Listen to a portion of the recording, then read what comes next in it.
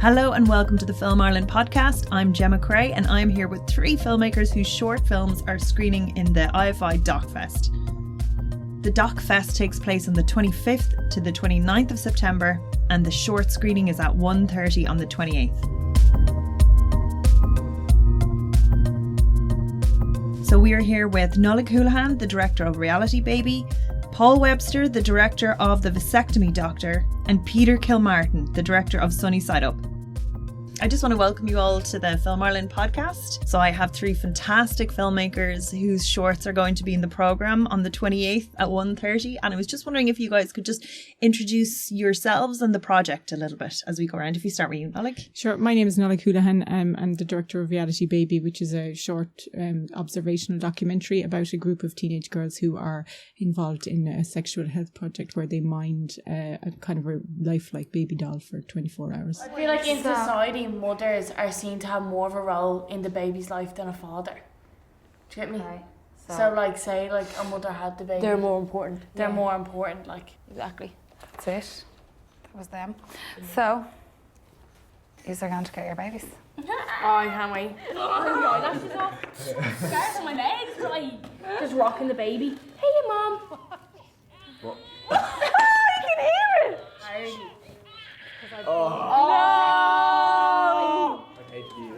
That sounds like a roller coaster. No, hardly. No, I'm not. And what's your own background? I trained as a director and I worked as a producer for a long time. So I've produced a number of Irish Film Board, Screen Ireland shorts, documentaries and fiction pieces, and a feature-length documentary and also a few documentary series. So I have a lot of experience as a producer, but I did originally train as director.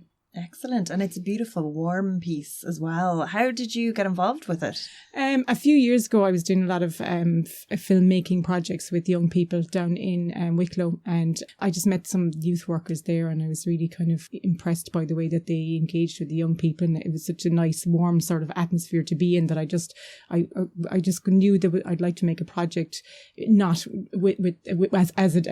filmmaker rather than as a facilitator, and I suppose we were talking about ideas with them for a project that they might make, and they actually suggested the Reality Baby project, and we couldn't do it at the time, but it kind of stayed in my mind, so I eventually submitted it for Screen Ireland funding and it got funded.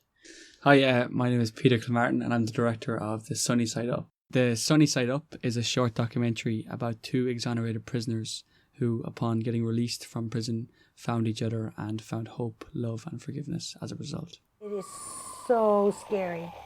So ominous. It's dimly lit. There's all these like strange faces peering out at you because when they hear somebody coming, everybody's looking to see who it's going to be, what's going on, you know, if it's not mealtime. And then you walk in and everyone is looking at you. And you just don't know what to do. You know, they hand you just a few little things that you go in with, and then they lock the door behind you. Yes, The Sunny Side Up was my graduate film coming out of the National Film School, and the story came to me in a kind of a bizarre way. I'm from County Roscommon, and basically I had been like researching for ages, trying to find like the perfect graduate documentary film idea, knowing that it was coming up for ages. And I basically was in the library one day and I found this mad story of this Garda ambush, which was like 2 miles away from my home house, that I'd never heard of. And I was like, holy, how did I never know about this? So when I started digging a lot more into it, I found that there was a lot of news and media coverage of it. And I found out that there had been a wrongful conviction following from that event.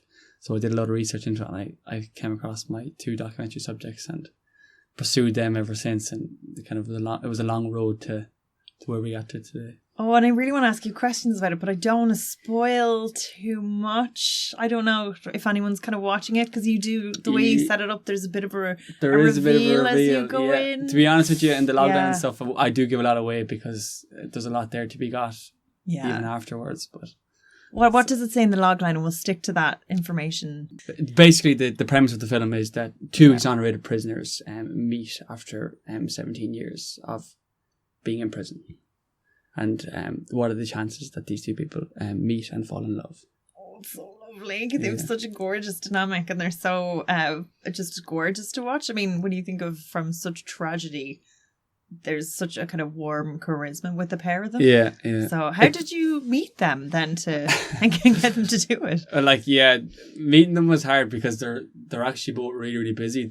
Sonny and Peter, they both they're really advocates to the death penalty, and they go around the world speaking to people, and they're big advocates with Amnesty International. So getting them to actually meet me was an absolute task in itself, and convincing them that I wasn't going to butcher their story or make something of it that it wasn't. So I met with them, and I ended up feeding goats for a day with them in Connemara. So that was my first meeting with them. And then after that, we just kind of established a relationship, and I suppose I gained a bit of trust with them and took it from there. Yeah, because it's very warm. Okay, we'll go into maybe a little bit. We'll ask more questions about that later, because I definitely want to come back to both of those. And yourself, Paul, the Vasectomy Doctor. So how did it come about? So my film is The Vasectomy Doctor. It's about Dr. Andrew Rinn, who was Ireland's first vasectomy doctor. He started in the 70s, kind of went up against the church. They would have seen it as mutilation. So not many other doctors were kind of brave enough to do that kind of thing. And throughout his career, he just kind of kept stepping up and kind of standing up for what he believed in. He had spent some time in Canada and kind of formed kind of a more progressive view on medicine and bodily autonomy and that kind of thing. So then he was also very instrumental in getting condoms legalized in the mid 80s. And then in 1990, he was shot by a former patient. So we kind of, the tagline for the film is the extraordinary life and near death of Dr. Andrew Rinn. When he got into the surgery, he got the gun out of his bag and assembled it there in the waiting room in front of everybody else. And the next thing, the door is kicked open behind me. So, and this guy comes in with the gun up to his shoulder. So for such a short film, so much happens in it. Yeah, there's a lot. And you have political connotations, and it's actually, even though that does sound really intense and serious and stuff, it's actually hilarious. Yeah. He's a lunatic, but in the best possible way, with such charisma. How did you find him? I was really fascinated with looking at the last 30, 40 years in Ireland, the sexual politics and the shift. I was born in 1987, and there's a clip that we use in the film that has Gay Byrne open a condom packet for the first time on live television, and there's gasps from the audience. Everyone's so offended. Yeah. And I was like, that's the year I was born, and in my life, that's 32 years. It's things have changed so much. So I've always kind of been fascinated with looking at that.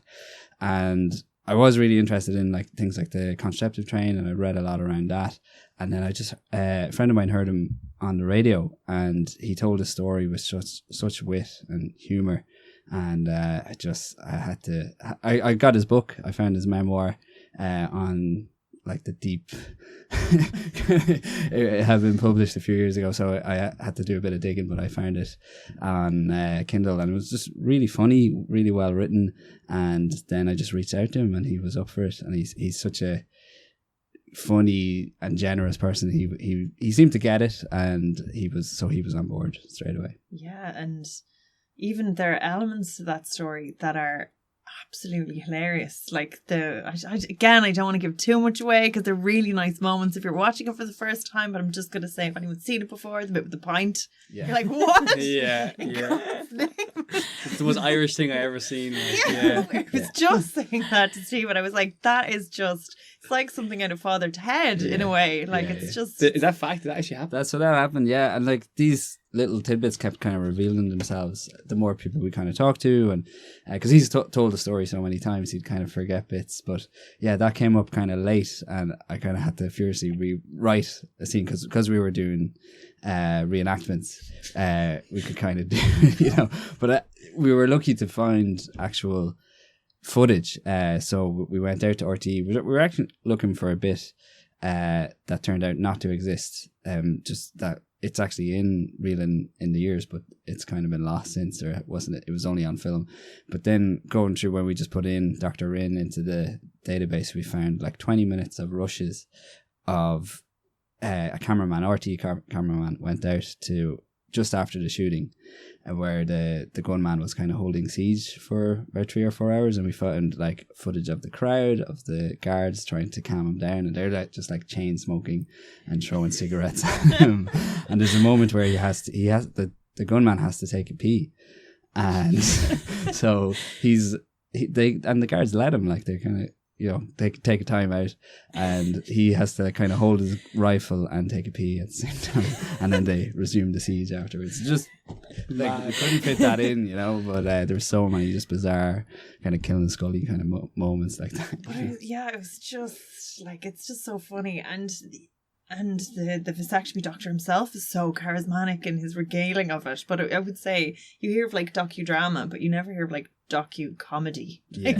You definitely have that one coined. Yeah. Tell me a little bit about your own background. How did you get into film? So I'm from Navan, County Meath. Been making films since I was about 14 or 15. Just always mad about it, and went to college in Galway, studied in GMIT and NUIG, and I've been kind of working in the industry pretty much since then.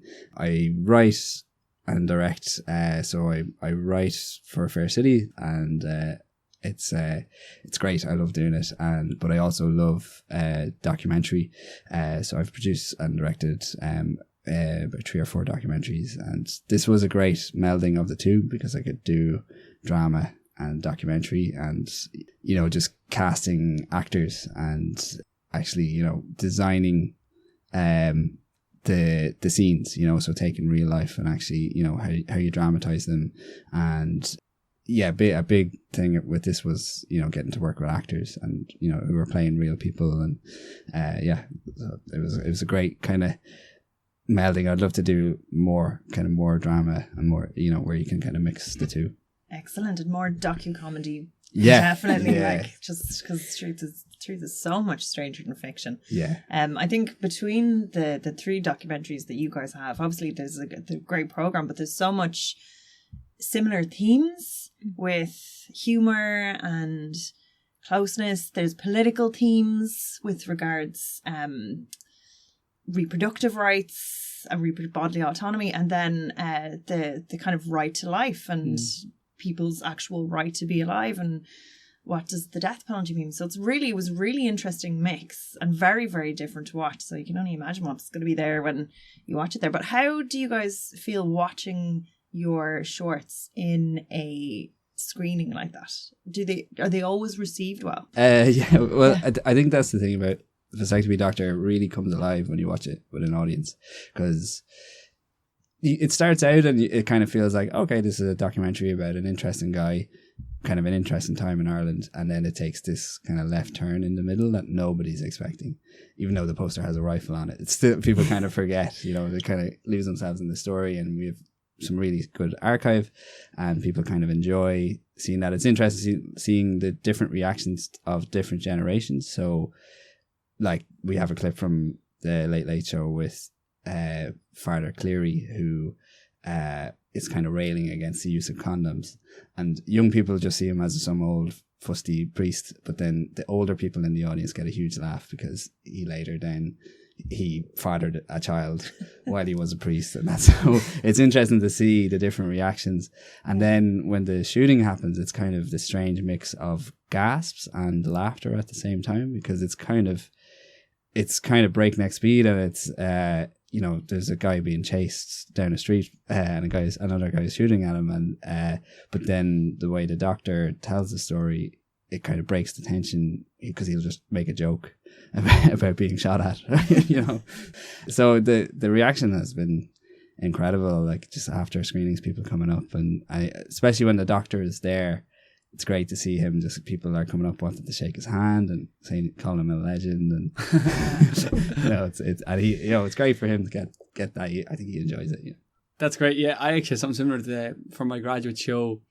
Sonny and Peter actually came to the screening, and it was like that. You could nearly feel like the atmosphere change as they entered the room. The people were like, wow, like, it nearly brings the whole documentary genre to a different level when you literally are sitting beside the subject. So for me, that was really, really special.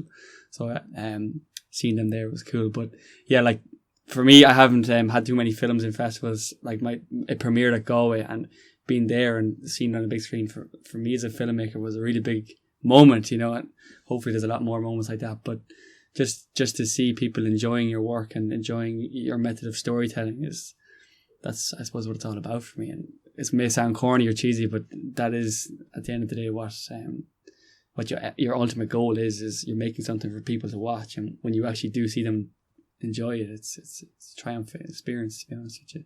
The Vasectomy Doctor actually and Reality Baby are getting programmed together a bit, I think, because they sort of speak to each other a little bit. And it was when they played in Cork originally, you know, the girls that are in my film were really, you know, amazed by all the stuff that happened in your film. Right. And then they were taking selfies with the doctor afterwards, which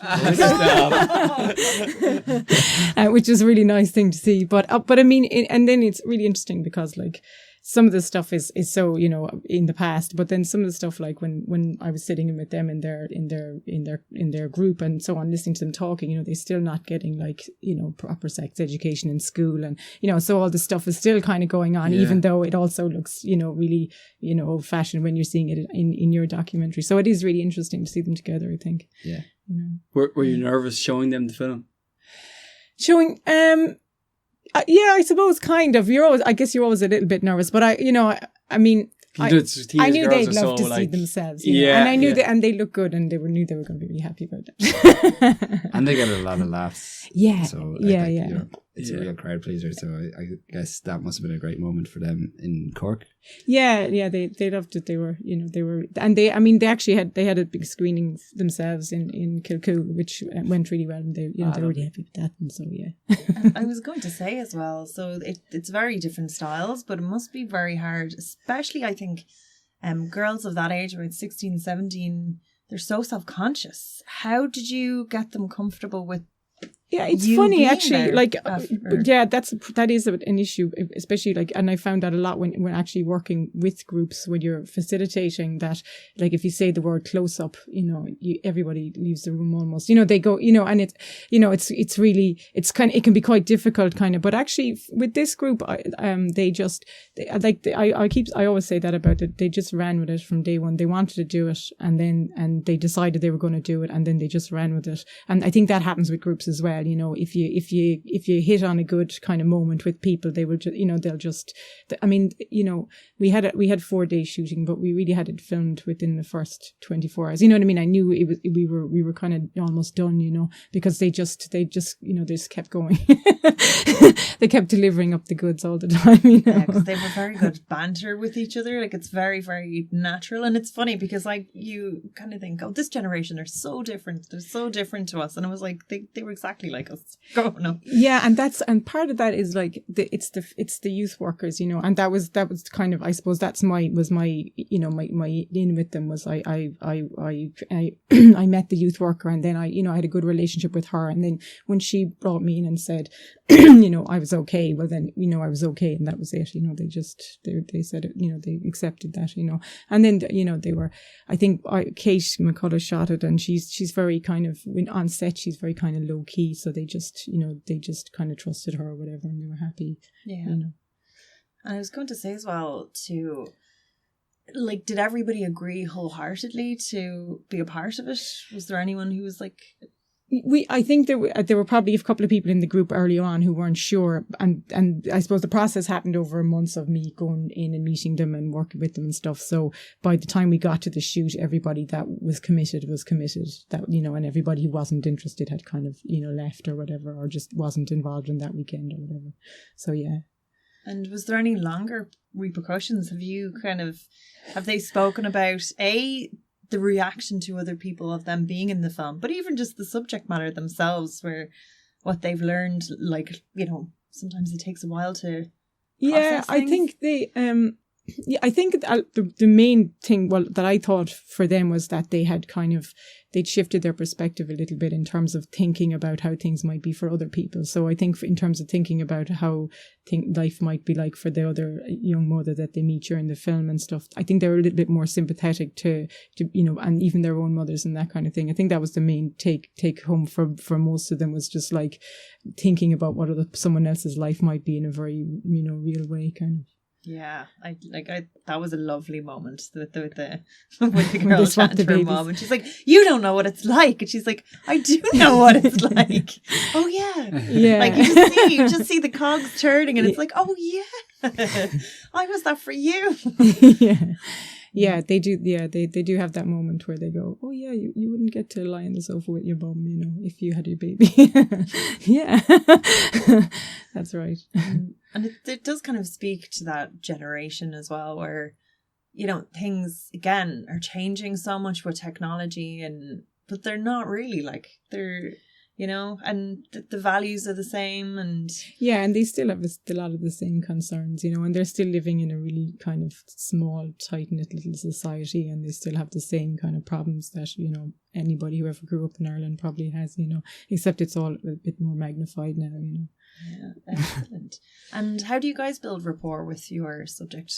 Well, like I was told when I was starting on this project, my documentary teacher, Jean Rice, she sat me down and she was like, "Peter, this is a really good story, but the most important thing to make this cross the line is the relationship you build with these." So from day one, it was about, for me, like before I could even start thinking about the story, it was about getting these people to trust me enough to tell their story. So it was literally like countless times meeting them and talking to them on the phone and emails, and she'd like Sonny was like, Sonny's the boss basically, Peter just kind of is in the background, and Sonny would like reply to him, be like, "What time are we meeting at?" And if you were like 5 minutes late, you better let her know you're going to be 5 minutes late, that sort of thing. So for me, it was about understanding their relationship in a really, really great way. And to be honest with which I brought a really good team with me, like 2 guys from my class, Nate, the DP, and Keen, my producer. They were really kind of people friendly and well able to socially adapt to situations. So to have that small crew with you was really invaluable, as opposed to bringing a big camera crew with you and scaring them away, if that makes sense. And I was going to say, you get such warm moments of them being kind of flirty and funny with one another and things. Like, how long is it before that starts to come out?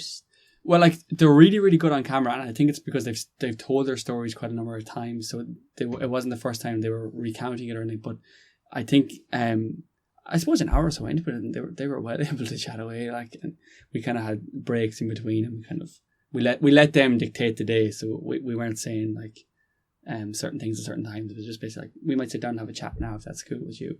And we kind of just done it that way, and that way it felt like the day kind of flowed a lot better, as opposed to really pressuring them into, okay, we've an hour to get this interview. So I suppose we spread that over about a 3-month shoot. So we were kind of going there maybe once. I think we were there 4 or 5 days in total, and 4 days of interviews, and then the 5th day was kind of like B-roll and that sort of stuff. Yeah. And is there anything that you had to leave out? Because again, like, everything falls in and around the 10-minute mark. Was there anything that you'd love to include? Because they just seem like they've lived lives. Absolutely. There's so much to both of their stories that we literally sat down with a pen and paper, and we're like, nope, can't include that. And literally just out of time reasons more than anything else.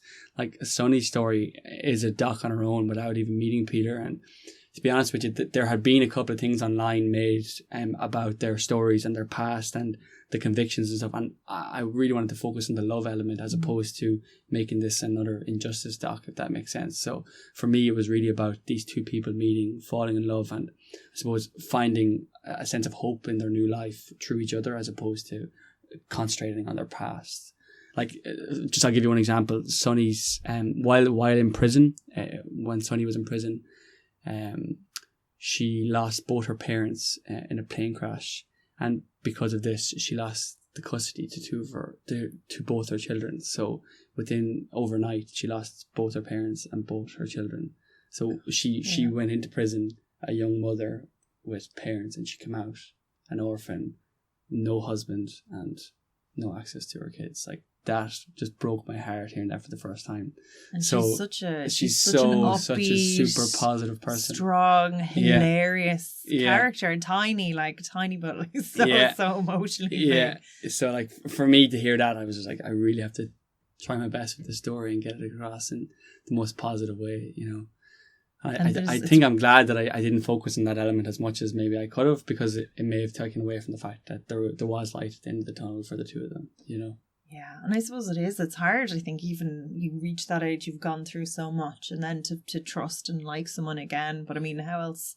Like, how could you even meet someone that's been through the exact same thing as you? But her story was, after watching and she hints at it, and she was like, I was in the wrong place at the wrong time, and I did a little bit of Googling, and her story is horrific. Yeah. Where her and her partner at the time were dragged along on this kind of mental chase, and then then his death was just grueling. So you definitely, it was nice that you captured it, because again, I can totally see this other documentary that could have been made that you just walk out going, oh my god, that was exactly, like, and that's what I tried to avoid. World is so unfair. Like for me, I think, like, growing up watching films and being a big lover of film, the films that you remember, the films that I suppose you really enjoy, are the ones that you leave asking questions, and are the ones that are like, you want to know more. So for me, leaving my viewers not knowing everything, for me, was a bit of a task in itself, and that's what I wanted to do from the start. So some people kind of get mad at me, like, oh, we wanted to know more, but that was kind of the fun part, I suppose. And yourself, anything you would have? Yeah, there was so much. I mean, like, he was best friends with Ronnie Drew. He was part of this trad music scene. He lived with Luke Kelly. So there was this whole musical side to him that we couldn't really go into. We actually went out shooting with him, because the funny thing is he's quite an avid hunter himself, or a shooter. So we thought that might be great to kind of incorporate into the film, because it was, you know, because he knew about guns. So when this man came in to his surgery to shoot him, he could tell, he knew what type of gun it was, he knew what type of bullet it was. So one of the days we went out shooting in Wicklow, invited on this kind of prestigious kind of shoot, like a pheasant shoot. So shooting footage of shooting with a gun. Just and it was really like, you know, seeing how just a completely different side to Ireland, really, you know, that they're going around on a gun wagon, and something that, so me and the camera, one of our producers and one of the B camera operators, Dan, went out, and so we spent the day shooting with him, and we were just, we're just going to go out and film the Doctor. Hadn't really thought about it. There's like pheasants flying over us and being shot out of the sky and stuff like that. So it's kind of that's one of those situations with filmmaking that you'd never really probably be in, except for making a film. So, and it was great. They treated us so well, and even just, you know, stopping for breaks and getting like shots of brandy along the way and stuff like that. Such an aristocratic thing as well, isn't it? Yeah. Now the Doctor, it was kind of he was invited by a friend of a friend kind of thing, and was on this shoot, and so we were quite lucky to get on it. No, we didn't end up using the footage, but kind of what you were saying about building a rapport, I think spending that day with him really went a long way to kind of just getting to know him, and him getting to know us, and kind of not, you know, getting used to being around cameras again, and kind of, you know, I think as well that we weren't judging of, like, because I think hunters get a lot of flack from people about animal rights and stuff like that, because we didn't balk or anything. He was like, okay, they're okay, you know. So like, I no day is ever really wasted with a subject, you know, even if you don't use any of the footage. It's all about kind of the more, it's a funny thing of, you don't want to overdo it. You have to get the fine line of, you probably got this as well with your subject and yours, like that. You don't want them to get bored, but you want to keep them involved throughout the process. So I guess it's about, you know, just giving just the right amount of information that they're involved and they feel like they're collaborating without kind of boring them. about Of it. course. You know. And I was going to say, you guys were the same scheme, was it? Yes. Could you guys tell me a little bit about your process? Actually, start with you, Nodlag, if that's all right. In terms of working with the Well, even just getting the funding and putting together the pitch and... I think some ideas are just easier than others. This one, it kind of arrived with a name and everything, and I just wrote it down. So there, I mean, I don't know, you know, some ideas they're a bit harder to pull together and require more research and that kind of thing. But I think this one, it you know, was already formed kind of, you know, when they come with the name and everything, that's the best way. Some of them, it's like pulling teeth. And I always think if you can think of a good name, you're kind of halfway there. You sort of know what the project is and the shape of it kind of. Yeah. Like, because it captures the mood as well, that kind of light-hearted, warm, funny. So excellent. So it was just pitch in, budget in. Yeah. I mean, because I had done that short doc with different iterations of the fund, but I had produced a few of them, so I was kind of familiar enough with the process. So, and actually, I had that idea, you know, for a couple of years, but I just for some reason had shelved it, kind of. So it was just a last minute thing. I kind of went, oh, we should put that in. You got it, and the rest is history. Yeah, exactly. And so we actually submitted 1 year, and it didn't get shortlisted, and we were kind of disappointed, but you know, we kept kind of tipping away at it and trying to look at different avenues, and then when the scheme came up again, did your original pitch have the docudrama element to it? Yeah, it kind of had everything. I think it was just a year that it didn't get picked. I think there was a couple of films that were kind of similar, kind of looking at kind of similar history, and it just probably and that's what you have to think. They're selecting a program. They're not just selecting individual films.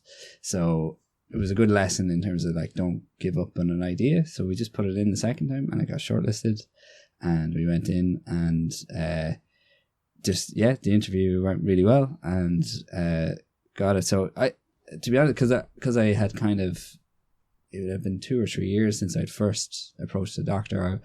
I wasn't sure, you know, I wasn't sure how I was going to make it work, because it was docudrama. It was if some documentaries you could kind of make yourself on a low budget, but this one, and it was a period.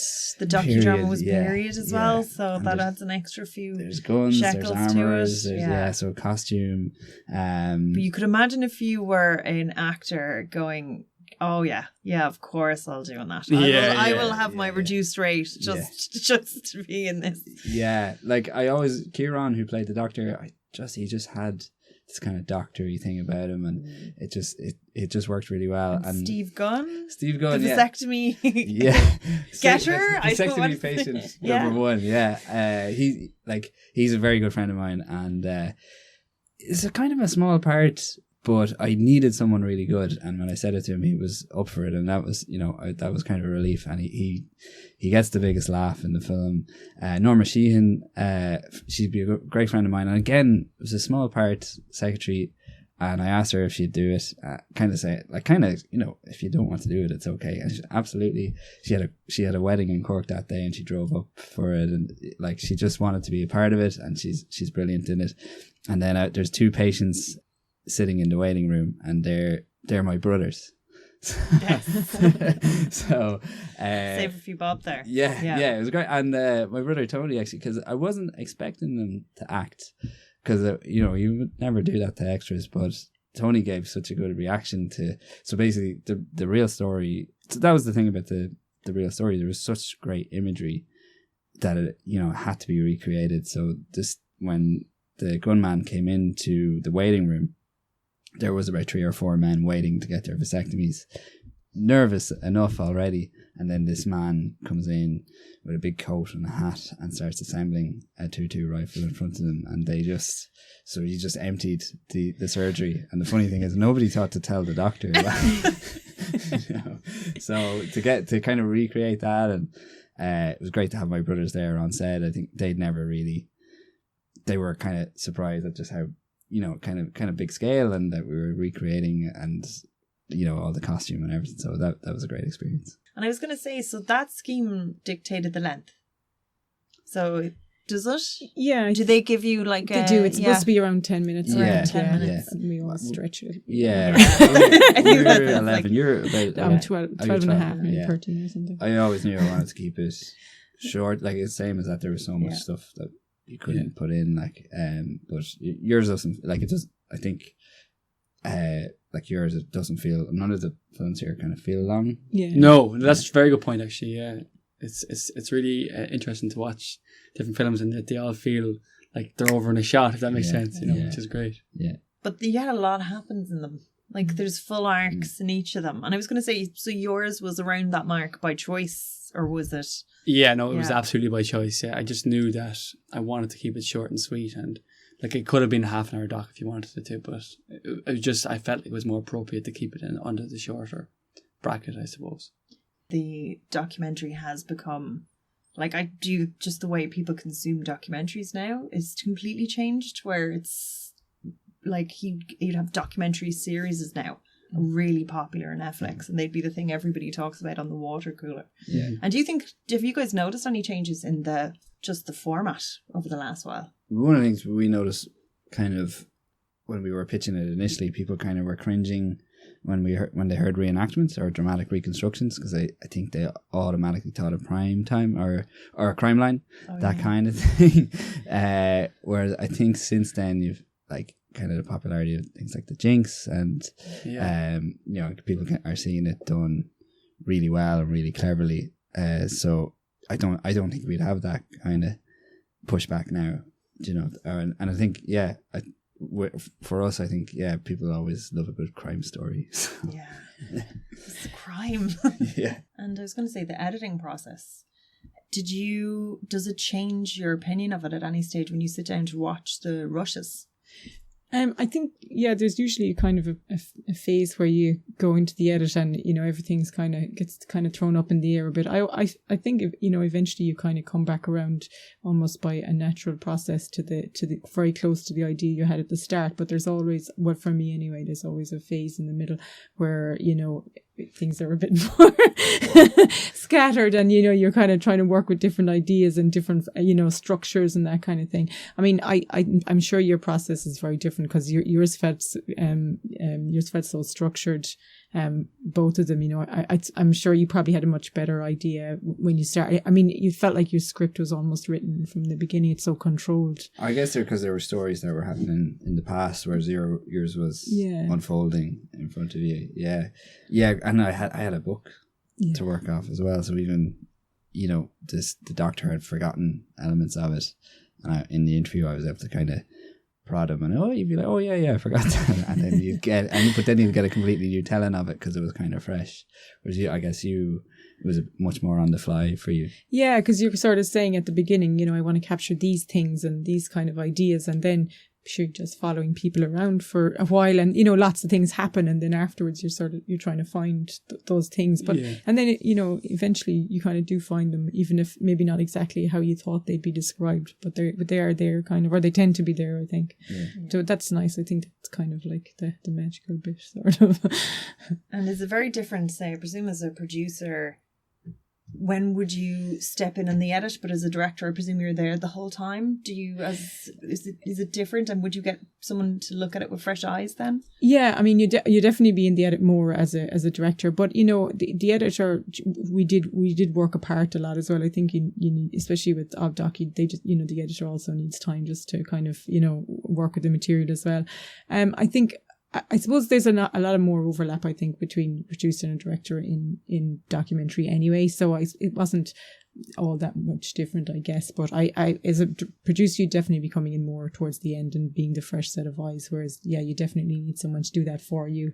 But my producer, Matt, you know, I've worked as a producer when he's directing, so we're kind of used to working together anyway, you know. My poor editor, Barney Cowsley, I owe him nothing but gratitude. He was really amazing. Like, we rehashed that story so many times that I feel sorry for the guy. Like, we literally had so many different stories telling. Like, at one stage we had all her story and barely talked about Peter, and we just kept flipping it around and showing different people and being like, what did you think of that and what worked? And we just kind of pieced it together over months. Like we literally did 2 interviews and we thought like, right, we've got loads now, that's it. And we were like looking to the rush and we're like, well, we didn't talk about this and we didn't talk about that. It would be nice to have a beat here, and like the whole sea element of the water, and that came afterwards. So like and reincorporating that and then having to prompt them more about water all came on the following interviews. So like I wish I could say I was as planned as the Vasectomy Doctor, but for me it was more like hashing out the story as we shot the footage and figuring it out as it went along. But that's probably a maturity thing that will come with age, I suppose. But the edit process is definitely probably the toughest part for me as a director and the other thing as well is your film nearly loses your hands, if that makes sense. It's in somebody else's hands and you're seeing somebody else's vision come out on screen, and you're like, why would you do that? And you're talking through different things, and for me that was really interesting, through a creative process to see somebody else visualizing your story in, I suppose, different ways. And yeah, it was really cool actually. And I was going to say that it must be interesting to get feedback, because there's such especially yours is a lot of real world issues, but there are real people involved, and you do have a responsibility to them as well. Was there ever, and obviously you can't say what it is, but was there ever kind of conscious things that you were like, I feel like it's not in the best interest of my subject to include that? Like I presume even in documentary that does happen all the time, where you're like, you know, it would make for a better story, but I shouldn't, or would they be quite open? Like for mine, there was a big one where we could have went down, did they do it or did they not do it, and have this whole argument throughout the documentary, but I didn't want to touch on it at all because I wholeheartedly believe that they're innocent, the 2 of them. And if I went down that line of, you know, having the audience constantly question that for me just wouldn't have been appropriate. So from day one, that was a story that I was never going to tell. So that was something that I ruled out very quickly. Yeah, we had some similar, like a lot of people, or some people were saying that we really should try and interview the actual gunman. And, you know, like, I know the kind of filmmaker brain, that would be incredible, or it could be incredible, but I knew that the doctor, that wasn't really appropriate, and it was never really the story I wanted to tell. So, I made that choice early on. So he was obviously someone that suffered with mental illness and was very unwell, and it would have changed the entire tone of the piece. So that makes perfect sense. It just never felt like the right thing to do, you know. So it wasn't really entertained, and this, I wanted to tell the doctor story, and it wasn't even. There was kind of suggestions from some people that you could just focus on the shooting, but that never really interested me. The kind of heart and soul was kind of looking at his life and his character and the things that he'd done, not just this mad thing that happened to him, you know. Yeah. I'm actually racking my brains to think of something that we kind of consciously left out. A lot of swearing, maybe. But in this one, we have done that in documentaries. Decided that it would be in the interest of the person if we didn't, you know, show that aspect. But not in this case. I can't think really. Yeah. Watching it with people, were there any kind of bits of feedback that you guys were surprised with, or did you get any kind of nice or interesting, say, information from people that maybe saw the films? Well, yeah, for me, like when I first showed the film to the short audience in the college, the amount of questions that people were asking me directly afterwards made me realize that, okay, I'm really not including a lot here. So we rehashed it a little bit to give them a little bit of information, and the TV scene at the very start, that was never included until that was shot a couple of days before we graduated. So that was just literally you have to give them some information at the start to set up the scene. So we did that, and we did the aerial scene with the radios in the background. That came very late as well, just to give some information, to give some context to their convictions. Yeah. We tried a few versions where we started with the shooting, or started with the gunman kicking in the door and pointed the gun at the doctor, and kind of a Tarantino, go back to the start of the story. And that's always how I had it in my head, but it just didn't really work. So it was one of those things where you just have to go back to the drawing board, and once, I think we were trying everything to make it work, and once we kind of took it away, we were a bit more free, and now I actually really like the way it kind of shifts in the middle, you know. Yeah, because it's post-referendum, it's about choice and changing views in Ireland. Yeah. And then you're like, oh no, it's not about this at all. yeah. We always thought of it as almost like a whodunit. Because, you know, some people are thinking, oh, maybe it was pro-lifers that tried to shoot him and that kind of thing. And I'm kind of happy with that little question, you know, because I think that's actually his brother, the doctor's brother, thought that it was the pro-life. When he heard that he was shot, he didn't know, he couldn't think of anyone else who wanted to shoot him. You know? But like even the timing is really funny, where the gun is pointed and then it just moves. It was just like. I kept thinking like he's definitely not going to shoot him. Like it's not a real gun or something. I kept thinking just. Yeah, like, oh, wow. Yeah. Did this really just happen? Like, yeah. And when we shot it, so that scene, the doctor actually came in, and Zeb, who played, he really looked like him. He was the same height, and he was like, the doctor was like, oh, this is a bit freaky. And so we had Jude, who's the firearms guy, came in, and it's mad. Even just with blanks, I didn't know this. Like there's a lot of power that comes out of them. So when we were actually shooting, so he did kind of a test just to show everyone how dangerous even a gun without a bullet is. So he got an A4 page and put it in front, just maybe about 2 feet in front of the gun, and got Seb to shoot it. And it, like, just the air from the gun obliterated the page. So like when we were doing those scenes, we just knew how dangerous like guns are, and you know to actually hear the sound of what the doctor would have heard, and even having the room fill with gun smoke, which would have been the same thing. So it was kind of almost eerie, you know, kind of recreating that what happened. Yeah. So you guys must be pretty excited about having your shorts in the IFI Documentary Festival. Yeah, it's always brilliant to play in the hometown. So I'm looking forward to it. And I believe the screen one is refurbished, so that should be really nice to see. Lovely. Yeah, and like that's my kind of nerd out weekend every year, is to go to the IFI Doc Fest. Like some people go to Horathon or whatever. I'm a doc man, so it'll be great to have my own film there as well. Brilliant. Yeah, just being there last year, I couldn't even imagine that next year I'd actually have a film in it. So yeah, really proud and humbled to be going to the IFI. So I just want to thank everybody for coming in to chat with us. That was really interesting. And again, like that was a nice way to while away an afternoon, is watching those shorts. And they were very enjoyable to watch. So the IFI Documentary Festival is from the 25th to the 29th of September.